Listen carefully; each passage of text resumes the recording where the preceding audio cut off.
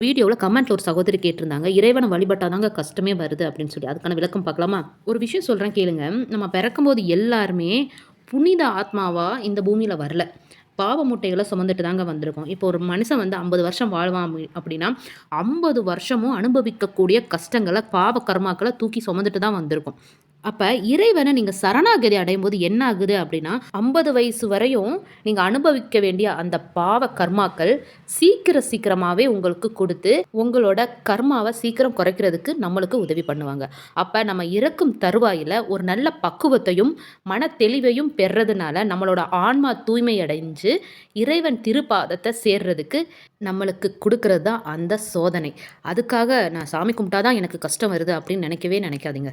இறைவன சரணாகதி அடைஞ்ச பிறகு வர கஷ்டம்லாம் நம்மளுக்கு பெருசாவே தெரியாதுங்க. ஏன்னா, அந்த அளவுக்கு மனம் பக்குவப்பட்டுரும். இதெல்லாம் ஒரு பிரச்சனையா பார்த்துக்கலாம் அப்படின்னு சொல்லிட்டு, சிவ சிவா அப்படின்னு சொல்லிட்டு போயிரும். அந்த அளவுக்கு மன தெளிவு அடைஞ்சிரும்.